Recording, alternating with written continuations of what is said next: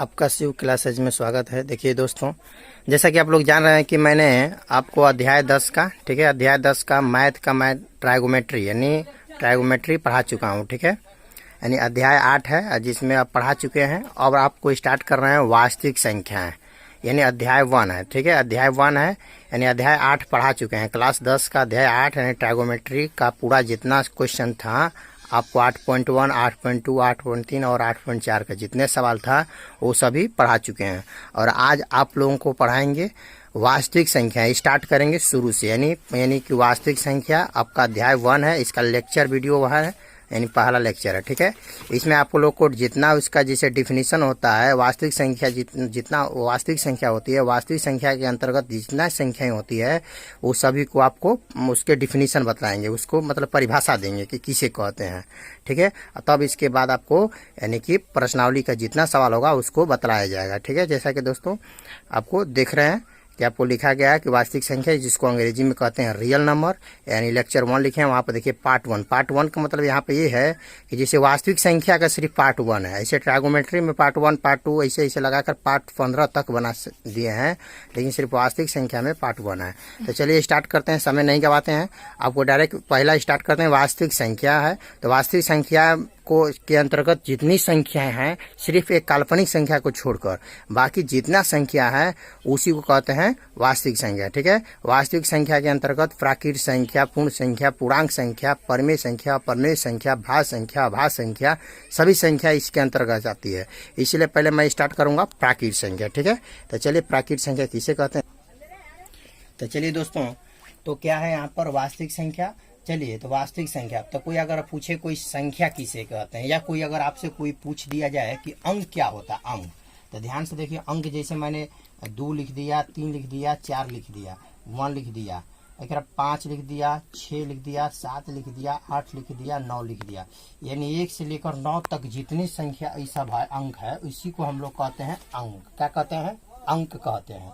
और इसी को हम संख्या बोलते हैं। जैसे यानी 9 पर आपका 10, 11, 12, 13, तो संख्या होती है जो अंकों से मिलकर बनती है उसी को कहते हैं संख्या। तो देखो, इसको भी संख्या बोल सकते हैं और इसको सभी को हम संख्या बोल सकते हैं। लेकिन अंक सिर्फ 1 से लेकर 9 तक को अंक कहेंगे, लेकिन इसको संख्या अंक नहीं कह सकते हैं, इसको संख्या बोलेंगे। जैसे 10 में पूछेंगे कौन कौन अंक है, तो आप कहेंगे 1 और 0 है। जैसे 0 भी अंक में ही आता है, ठीक है।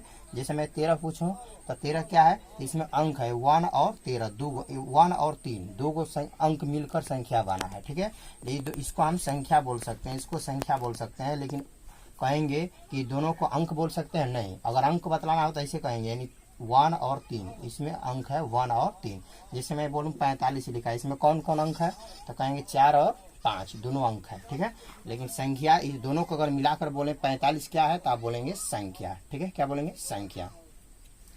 और जैसे अगर इसको यानी यहाँ से 1 0 से लगाए 9 तक, यानी जितना 0 से लगाए जितना उधर संख्या है अनंत तक, वो सभी को संख्या बोल सकते हैं, संख्या। जैसे 3 को संख्या बोल सकते हैं और अंक बोल सकते हैं, लेकिन सिर्फ 0 से लेकर 9 तक को अंक कहते हैं। लेकिन बाकी और 0 से लेकर 9 से आगे जितनी संख्या है सभी को, यानी इसको भी और इसके आगे जितना संख्या है सभी को संख्या बोल सकते हैं, ठीक है। तो चलिए दोस्तों, आपको वास्तविक संख्या है तो संख्या आपको मालूम चल गया। तो वास्तविक संख्या है, वास्तविक संख्या के अंतर्गत जितनी संख्याएं होती है सभी का डिफिनीशन पहले देंगे, जानकारी उसका परिभाषा देंगे। अगर परिभाषा नहीं आप लोग को जानकारी होगा तो आपको सवाल बनाने में प्रॉब्लम होगा, इसलिए पहले इसका क्या करेंगे, डिफिनीशन देंगे। तो कोई आपसे पूछे प्राकृत संख्या, चलिए दोस्तों, तो प्राकृत संख्या किसे कहते हैं, तो इसका डिफिनीशन अगर होगा कि प्राकृत संख्या वैसी संख्या, चाहे डायरेक्ट बोल सकते हैं गिनती की संख्या हो, गिनती को संख्या क्या बोलते हैं, प्राकृत संख्या, ठीक है। गिनती की संख्या को क्या बोलते हैं, प्राकृत संख्या। चाहे जैसे किसी वस्तु को जब गना जाता है, जब किसी वस्तु को गनते हैं तो आप देखते हैं हमेशा 1 से स्टार्ट करते हैं, तो किसका यूज करते हैं, प्राकृत संख्या। इसलिए गिनती की संख्या को, यानी गिनती की संख्या को क्या कहते हैं, प्राकृत संख्या। संख्या को प्राकृत संख्या कहते हैं। यानी कि आपको गिनती की संख्या को क्या कहते हैं, प्राकृत संख्या कहते हैं। अगर जैसे मैं बात करूं, जैसे अगर मैं बात करूं तो जैसे 1 2 3 4 5 6 डॉट डॉट डॉट डॉट इत्यादि। ठीक है दोस्तों, जैसे अगर मैं बात करूं, देखिए गिनती की संख्या, गिनती कभी स्टार्ट होता है तो 1 से ही स्टार्ट होता है, यानी गिनती की संख्या वो क्या कहते हैं, प्राकृतिक संख्या, जिसको अंग्रेजी में बोलते हैं नेचुरल नंबर। ठीक है, जैसे 1 2 3 4 5 6 7 8 9 दुनिया भर के यानी हो सकता है अनंत तक, इसका कोई ठिकाना नहीं है। अगर पूछें कि प्राकृतिक संख्या की सबसे छोटी संख्या क्या है तो आपका जवाब होगा 1, और प्राकृतिक संख्या की सबसे बड़ी संख्या क्या होता है तो आपका जवाब होगा कि इसकी कोई बड़ी संख्या नहीं होती है, यानी अनंत तक होता है। अनंत मतलब इसका कोई अंत न हो, इसीलिए इसका सबसे बड़ी संख्या क्या होता है, यानी अनंत। अनंत मतलब इसका कोई अंत न हो, और प्राकृतिक संख्या की सबसे छोटी संख्या 1 होता है। चलिए, इसके बाद एक आता है दूसरा आपका पूर्ण संख्या। देखिए पूर्ण संख्या क्या होता है, जिसको अंग्रेजी में कहते हैं होल नंबर। ठीक है दोस्तों, होल नंबर यानी पूर्ण संख्या किसे कहते हैं। तो पूर्ण संख्या होता है, देखिए जैसे गिनती की संख्या क्या कहते हैं, यानी कि प्राकृतिक संख्या कहते हैं, यानी गिनती की संख्या में शून्य को सम्मिलित करने पर, यानी गिनती की संख्या में शून्य को सम्मिलित करने पर जो संख्या प्राप्त होता है उसी को कहते हैं पूर्ण संख्या। क्या बोलते हैं, पूर्ण संख्या, यानी गिनती की संख्या में शून्य को सम्मिलित करने पर जो संख्या प्राप्त होती है उसी को कहते हैं पूर्ण संख्या। या डायरेक्ट बोल सकते हैं शून्य के साथ गिनती की संख्या को पूर्ण संख्या कहते हैं। देखिए, यानी शून्य के साथ गिनती की संख्या को पूर्ण संख्या कहते हैं। शून्य के साथ, यानी शून्य के साथ गिनती की संख्या को क्या कहते हैं, पूर्ण संख्या कहते हैं। जैसे अगर मैं बात कहूँ, जैसे 0 1 2 3 4 डॉट डॉट इत्यादि। डॉट डॉट का मतलब यानी इसका कोई अंत नहीं, इसी तरह मतलब 4 पहले 5 6 7 8 9 10 इसी तरह दुनिया भर का हो सकता है। तो इससे मालूम चला गया कि शून्य के साथ गिनती की संख्या को पूर्ण संख्या कहते हैं।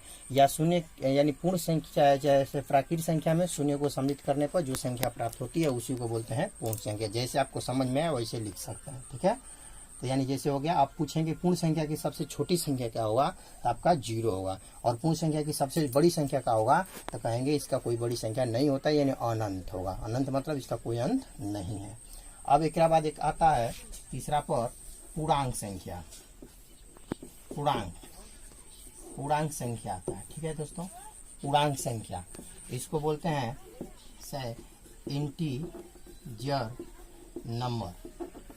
इंटीजर नंबर बोलते हैं। ठीक है, इंटीजर नंबर से इंग्लिश में बोलते हैं, यानी कि क्या बोलते हैं, पूर्णांक संख्या किसे कहते हैं तो इसका डेफिनेशन अगर आपको देना हो। ठीक है दोस्तों, चलिए दोस्तों, तो पूर्णांक संख्या इंटीजर नंबर बोलते हैं। पूर्णांक संख्या का होता है जब पूर्ण संख्या में ऋणात्मक मतलब माइनस वाली संख्या, ऋणात्मक संख्या को सम्मिलित करने पर जो संख्या प्राप्त होती है उसी को बोलते हैं पूर्णांक संख्या। यानी यहाँ कहेंगे जब पूर्ण संख्या में ऋणात्मक पोस्ट में लिखेंगे माइनस। ठीक है, ऋणात्मक संख्या को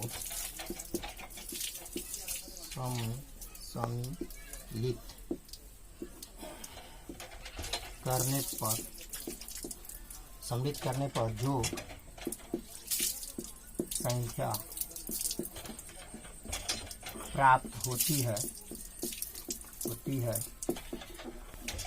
पूर्णांक संख्या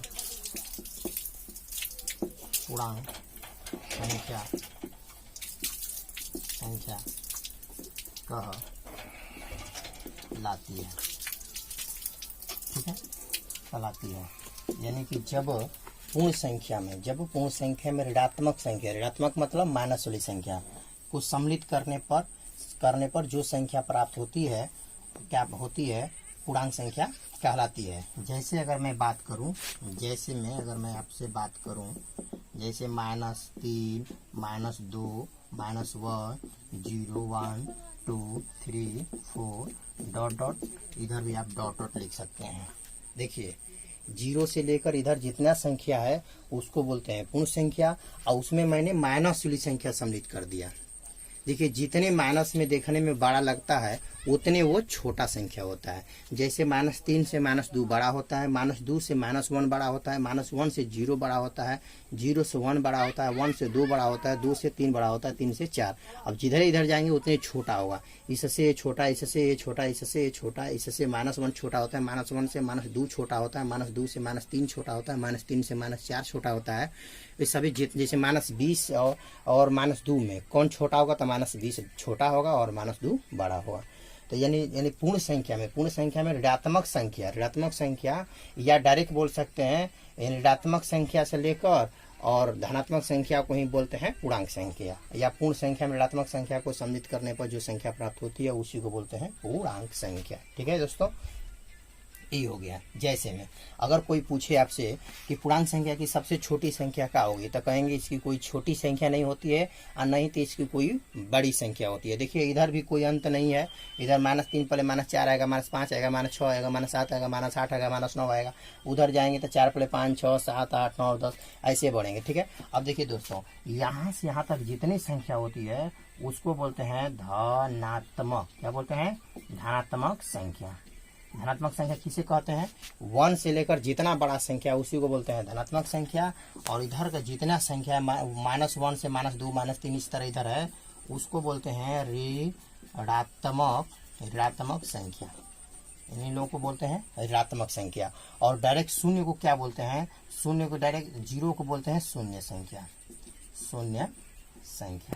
सिर्फ 0 को शून्य संख्या, 0 नहीं तो धनात्मक होता है और नहीं तो ऋणात्मक होता है। शून्य सिर्फ शून्य ही होता है, लेकिन 1 से जितना बड़ा संख्या जाएंगे उसको धनात्मक संख्या बोलेंगे, और यानी 0 के बाद इधर जितना इधर आएंगे मानस में वो सभी को ऋणात्मक संख्या, शून्य को सिर्फ शून्य ही संख्या बोलते हैं। ठीक है दोस्तों, इसके बाद आगे लेकर चलते हैं। चलिए दोस्तों, तो आपको स्टार्ट करते हैं, यानी कि चौथा स्थान पर लेते हैं सम संख्या। ठीक है, सम संख्या ले लिए। जैसे कि इसको अंग्रेजी में कहते हैं इवेन नंबर। थोड़ा सा नकार हो गया, थोड़ा सा आपको डिस्टर्ब, मतलब अगर देख लीजिएगा इधर उधर करके लौटना चाहिए। ठीक है, तो यहाँ पर हो गया सम संख्या, यानी इवेन नंबर हो गया, जिसको आप कहते हैं अंग्रेजी में इवेन नंबर। इसको किसे कहते हैं, यानी सम संख्या क्या होता है, तो कहेंगे वैसी संख्या। अगर आप लोग को थोड़ा सा कहीं नहीं लगता होगा तो थोड़ा सा मेरे मतलब जो बोल रहे हैं उस पर ध्यान दीजिएगा। ऐसे लिख सकते हैं, सुन कर भी लिख सकते हैं। वैसी संख्या जो 2 से पूर्णतः विभक्त हो। जो 2 से पूर्णतः विभक्त मतलब यानी भागा 2 से लगाने पर पूरा का पूरा कट जाना चाहिए, यानी पूर्णतः विभक्त हो, उसको सम संख्या कहते हैं। उसे क्या कहते हैं? सम संख्या। यानी वैसी संख्या जो 2 से पूर्णतः विभक्त हो, यानी 2 से भाग देने पर पूरा का पूरा कट जाए, उसी को कहते हैं सम संख्या। जैसे 2, 4, 6, 8, 10, 12, 14, इसी के बाद 16, इसके बाद एक मतलब एक वो संख्या छोड़ के होगा। जैसे 16 पहले को छोड़ दो, 15 को छोड़ दो, एक बाद जाओ 14 पहले जाओ 16, 16 पहले 18, 18 पहले 20, 20 पहले 22, इसी तरह आप जाएंगे। यानी वो संख्या छोड़ के बाकी जितना संख्या आएगा उसको बोलते हैं सम संख्या। क्या बोलते हैं? सम संख्या। अगर 2 में देखिए, 2 में 2 से भाग किए, 2 1 कम 2 कट जाएगा। जैसे 4 में है, 4 में 2 से भाग करेंगे तो 2 दूना के 4 कट जाएगा ये भी। जैसे 6 में भी 2 से भाग करेंगे तो 2 3 6 ये भी कट जाएगा। देख लीजिए, जैसे 8 है तो 8 में अगर हम 2 से भाग करें तो 2 चौके 8, देखिए पूरा का पूरा कट गया। तो मतलब वैसी संख्या जो 2 से भाग देने पर पूरा का पूरा, जैसे 14 है, 2 7 14 सब कट जाएगा, उसी को बोलते हैं सम संख्या। अब यहाँ पर हो गया विषम संख्या। विषम संख्या क्या होता है? जिसको अंग्रेजी में बोलते हैं ऑड नंबर यानी विषम संख्या। तो वैसी संख्या जो 2 से, मतलब इसका यानी सम संख्या का विपरीत ये होगा, यानी वैसी संख्या जो 2 से पूर्णतः विभक्त न हो, यानी 2 से पूर्णतः विभक्त न हो, उसे विषम संख्या कहते हैं। मतलब वैसी संख्या जो 2 से भाग देने पर पूरा का पूरा कटता न हो, उसी को कहते हैं विषम संख्या। जैसे 1, 3, 5, 7, 9, 11, 13, 15, 17। जैसे 1 में चाहे 3 में चाहे 5 में 2 से कभी भाग करके देखिए। जैसे यहाँ पर ले लेते हैं, यहाँ पर 3 है, उसमें अगर हम 2 से भाग लेते हैं तो 2 एक कम 2, देखिए तो पूरा कटा नहीं कटा, इसका घटाएंगे तो शेष आ गया। तो इसका मतलब इसके पहाड़ा में यानी 2 का पहाड़ा में कभी कटने वाला ही नहीं है, इसीलिए इसको बोलते हैं विषम संख्या। ये सब क्या होता है? विषम संख्या। जैसे 1 3 5 7 9 11 13 15 17 ये सब क्या है? विषम संख्या। और यहाँ पे एक क्वेश्चन पूछेगा सम संख्या की सबसे छोटी संख्या, तो आप बोलेंगे 2। और इसकी बड़ी संख्या, तो इसका कोई बड़ी संख्या नहीं होता है, अनंत।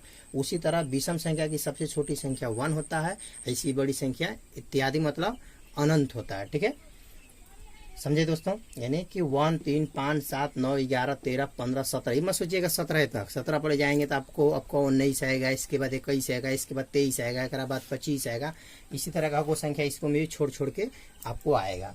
अब यहाँ पर देखिए दोस्तों, अभाज्य संख्या, जिसको अंग्रेजी में बोलते हैं प्राइम नंबर। प्राइम नंबर, ठीक है, बहुत जबरदस्त है, कई बार बिहार बोर्ड में पूछा गया है। अगर आपको थोड़ा सा क्लियर नहीं लगता होगा तो थोड़ा सा मेरे ध्यान दीजिएगा बातों पर, ठीक है। अगर सुनकर भी आप समझ सकते हैं, लिख सकते हैं।